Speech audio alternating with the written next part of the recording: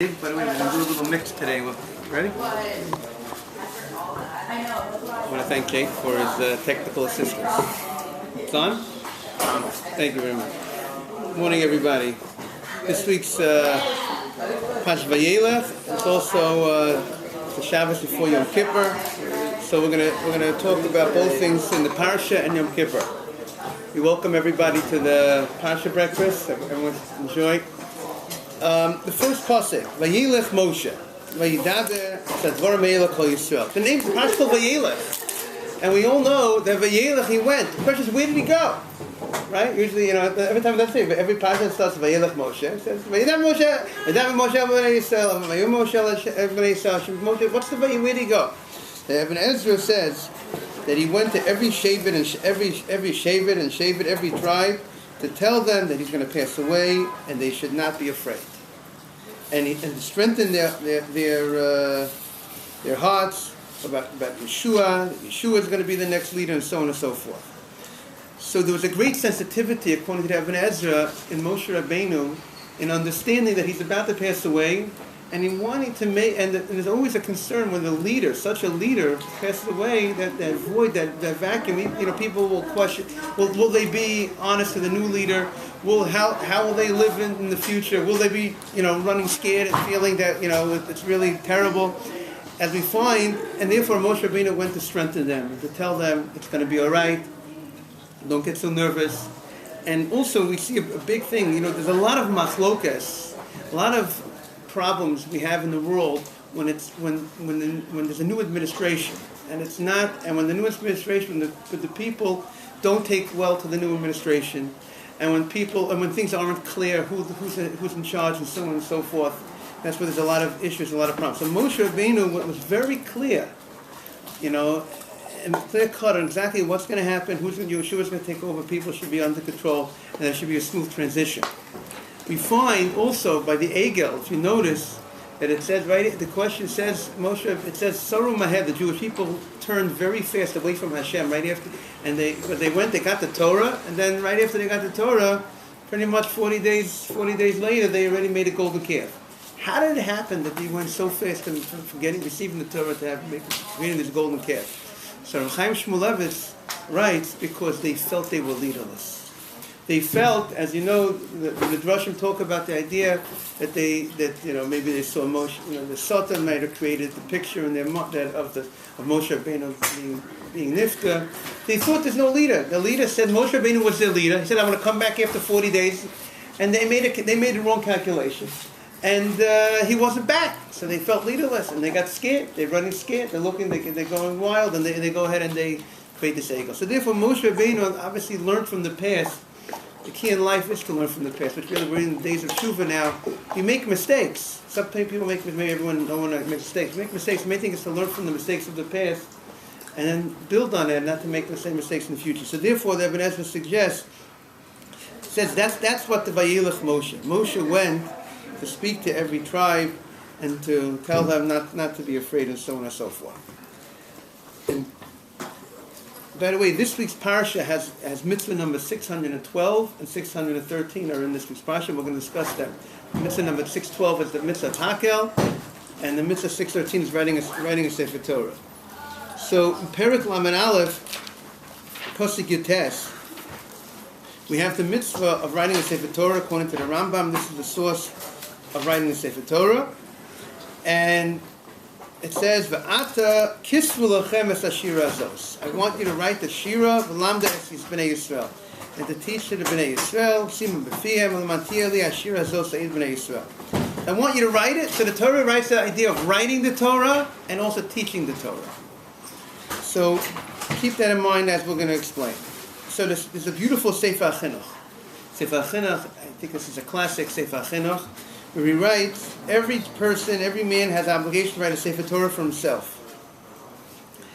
And he writes, of course, if you can write it yourself, it's better. But if not, you can hire someone to write for you.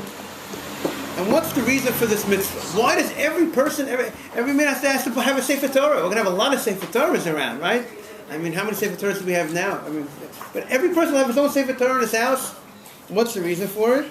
Because a person, if you have the right equipment, you have the right tools, then you could do something, right? If you're a handyman, if you don't have a hammer, you can't do anything, right? You need a hammer, you need a screwdriver, so on and so forth. If you don't have your books, right? Can you do good on your if you don't have your books or access to whatever the material is, you need to have your books, right? You need to have your textbooks and so on and so forth. So according to that, it's only even if you just have a safer technically in your house. Oh, very good. So what Eitan is saying is the Rosh's understanding is that you can also fulfill this mitzvah by svarim. Not just writing a Sefer Torah, because the Pasuk says, V'lamda es b'nei Yisrael, you have to teach the b'nei Yisrael. You should learn from it. And if it would also include other svarim as well that you would learn from. And therefore, especially today's day and age, where first of all, not all of us can afford to have our own private Sefer Torah. And therefore, most of it, right? And therefore, we should realize when we go to a svarim store and we go and we buy a sefer, really, in a certain sense, according to the Rosh's understanding, there's a fulfillment of this mitzvah of including in the mitzvah of writing a sefer Torah. And he says that that's the idea. Every person has to have a sefer Torah. Every person has to have the tools that he has able to learn. Not the Sefer China says that I have to go to your house to borrow your sefer. No, that's not so user friendly, because sometimes you might not be there, you might not be available, you might be using it, I might want something else. Therefore, that's why every person should have their own Sefer Torah. And he says, as a result of that, by having a Sefer Torah, he'll learn to fear Hashem, and he'll know his mitzvos, which are more precious than the gold and so on. And then he says another amazing point.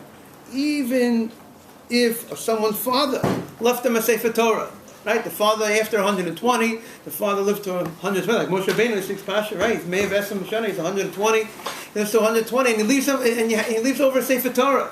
So you still have the commandment to write your own Sefer Torah. What do you need your own Sefer Torah? You have your father's Sefer Torah. So the Sefer Chinuch says, because number one, we want to have a lot of svarim, more svarim around that we can lend to different people. Someone who can't afford to buy one. And also, he says, in order that you should learn from new svarim. It's a person, because a lot of times, if you have old svarim, the pages are old and they're cracked and there's so on and so forth. Everyone likes to learn from a new, beautiful, nice print. And that will increase, obviously, the learning. So therefore, that's another idea why every person should have their own Sefer Torah. And that's the same idea. It's not good enough, your father has a library of svarim. He says, you can take anything you want. Your father's very happy. You should take anything. Your mother also be happy if you take anything you want, right? But that's not good enough, because we need something more. And this is nice, right? Nothing wrong with this. But you know what? Look, the beauty of a sefer is when it's used, right? Not when it's in mint condition. But on the other hand, there's a joke about a guy, the story was somebody was giving him a hard time about his learning, that he wasn't learning enough. And the guy goes, and the guy takes out, was in the guy's house, he says, listen, you're criticizing me for not learning so much. Why? When I take out your Gemara, I have to blow off the dust. It's in mint condition, it's not used. So that's not the beauty of a sefer. The beauty of a sefer is that it should be used. But on the other hand, a new print, and so on and so forth, people enjoy. And then the chinuch himself, his own position, which doesn't seem to be the position of the Rosh, he says, you should know, because he wrote the sefer for his son. So he says, you should know, my son, even though the main obligation is only by writing a Sefer Torah, but there's no question, he says, ein safek, other svarim that were written on the Torah, other svarim, every person should have as what he's able to get and acquire and accumulate because of the reasons that we said. So every time you go buy yourself a new sefer, treat yourself to a new sefer, so to speak, that you'll be fulfilling what this idea in the chinuch, and for sure, according to the Rosh, you'll be fulfilling a mitzvah, including a mitzvah of Sefer Torah. In Perek Lamed Aleph, Pasuk Yud Gimel, it says we have the Parsha of Hakel. In Pasuk Yud Beis, it talks about the mitzvah of Hakel, and the mitzvah was that all the men and the women, children, everybody should come. Motzoi Shemitah, on the second day of Sukkot, and everybody would be coming to the Beis HaMikdash area, and as a Nashim, and the king himself would read different parts from Sefer Devarim. And again, the Chinuch is very beautiful how he explains this mitzvah of Hakel. And I think we, who recently are coming off a Daf Yomi Siyum, many of us that are here, at least some of us that are here, I know went to the Daf Yomi Siyum, and I think we could really connect with this idea that the Sefer Chinuch says. He says, the reason for this mitzvah, because he says, Shekol Ikun Shel Am Yisrael Hi Torah. So first he says, the main ikar of the klal of the Jewish people is the Torah, and through the Torah we are different than every ummah, every nation of the world. And through the Torah, he says, this is the words of the Chinuch, we'll be zocher la'ad, chaye ad. We'll be zocher, we have olam hazeh, we have olam haba. There's going to be an olam haba, we'll be zocher to olam haba. And and great rewards and so on and so forth. Where everybody's doing the Daf Yomi, where the Daf Yomi discusses the ayin la rasa, lakim zlosecha, the psukim of discussing what's going to be in olam haba, so on and so forth. And being that since the Torah is one of the main point in Klal Yisrael of the Jewish people, so therefore it's appropriate that there should be this massive gathering once in a while to hear the words of the Torah, and that everybody should talk about this event. There's an event going on. Like everyone spoke about the Daf Yomi events coming. People are coming, from all over, whatever. What is everyone coming for? It made even the secular press, right? There's articles about what's going on over here. So he says that everyone should talk. The men, the women, the children, to say, what is this? What's going on over here? What is this big gathering happening over here? And the answer will be because we're coming to hear the words of the Torah. Just like over there, the answer was we're going to hear the Gemara. We're finishing the Talmud. We're finishing the Gemara. We're going to hear the words of the Torah. And obviously, we see that everybody has a chiluk in the Torah, and as a result of that, when they'll start talking about we're going to hear the Torah, then they'll talk what the Torah is. They'll talk about the greatness of the Torah, he says, and what will happen as a result of that. What's one of the ideas of the Daf Yomi Siyum is not just for the Siyum itself; it's to create an inspiration for people to, as a result of the Siyum, to try to get in and jump in, and to learn the Daf Yomi. They say every so often, every Daf Yomi Siyum, there's more people that join into the Daf Yomi, right? That's the main idea about it. So he says, as a result of that, they will enter in their hearts the desire of to be inspired for the Torah. And when you have the desire, it also will lead to people to learn to know Hashem. And as a result of that, then they will get the tovos and everything good.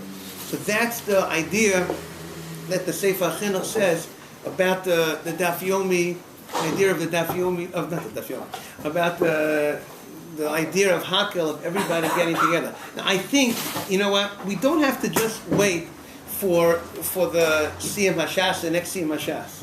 It's true when there's other gatherings, when there's a siyum, when somebody's making a siyum, people get together. A big event, a big person comes and he's going to be speaking about important Torah ideas, Torah subjects, a big shiur, whatever it might be. They say about Rav Soloveitchik's shiur of YU, if you heard about it, right? 35 years. It was something. Everybody went to the shiur. His Yortzeit shiur, right? There were certain things, and it was an inspiration for people. Sukkot is coming up, right? There's a lot of Simchas Beis HaShu'evos. There's a lot of opportunities to go to a massive gatherings. There are massive gatherings of Simchas Beis HaShu'evos that are happening.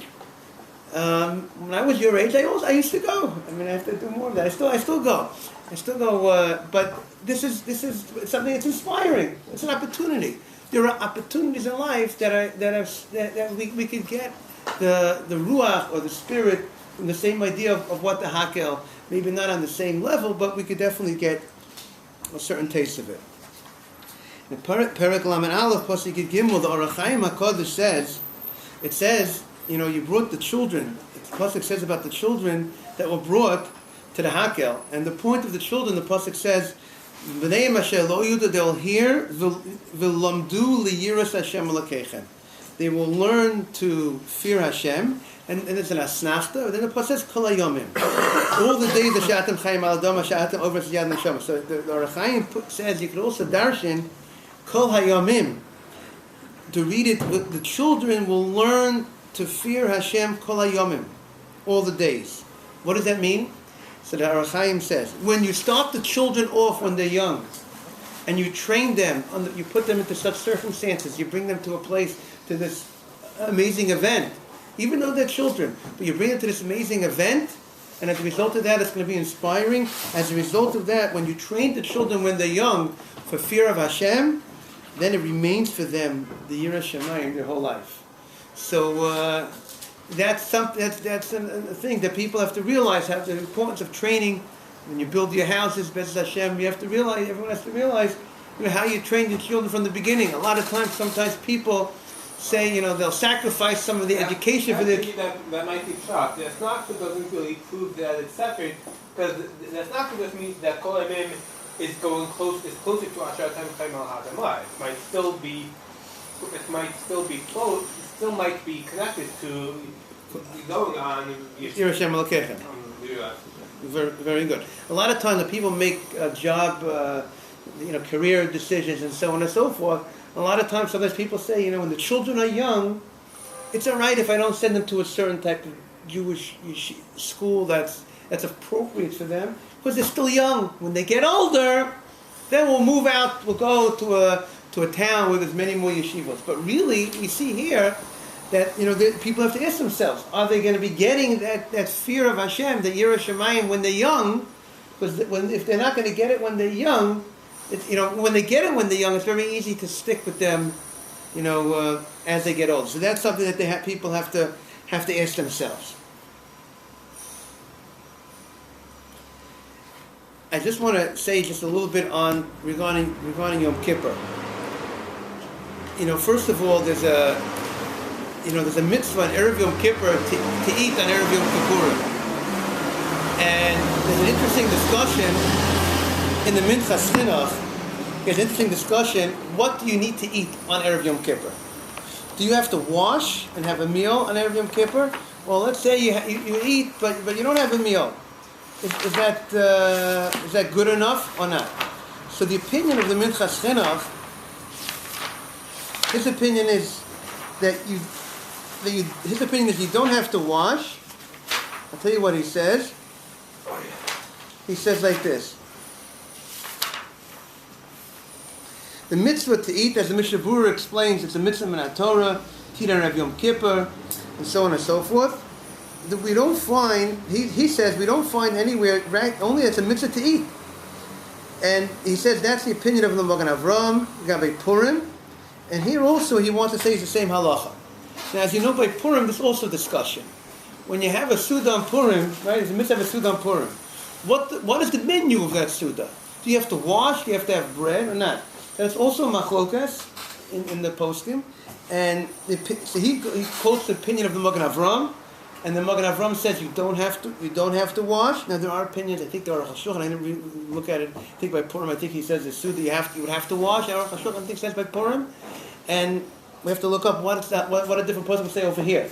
The Minchas Chinuch wants to say that over here there's no mitzvah to wash. You just have to. There's a mitzvah to eat meat on Erev Yom Kippur. Not meat. Mitzvah to eat on Erev Yom Kippur. As you know, there's an amazing chazal, amazing drasha regarding this mitzvah. As you know, that a mitzvah that you do that takes you more effort, you get more reward than a mitzvah that has no effort, right? A mitzvah that you do, it says you go to a shul that's further away. If you have two shuls to go and they're both equally, exactly in inspiration, you'll be inspired equally by both. Not one of them has anything better than the other one in any facet, if there's such a possibility. But let's say for you, say it doesn't make any difference for you to go this minyan. Let's say you're going to mincha, and you feel mincha here and mincha there is not going to make a big difference. So we say if you get to go, you're really supposed to go to the shul that's what? Further away. Why? Because more effort, you get sahalicha. There's more effort. Does it mean only if you're walking? What do you say? Does it mean if you're walking, or if you drive also? If you drive is also, it takes you effort to drive. Again, the question is, what's more effort, driving or walking? Sometimes taking a car is a big effort. But that doesn't really make sense to me, because you're not making more effort in order. If you're making more effort in order to get a greater Avodah Hashem, then it makes sense that you get the Elisha. But if you're not getting greater Avodah Hashem for your greater effort, then how is that I don't see how it could be any different than going to a lot of effort when Avodah Hashem is involved or isn't involved. No, because you're going. Listen, that's what we say about a minyan. You have 2 minyanim, right? And both the equal avodas Hashem you're going to have. We say go to the avodas.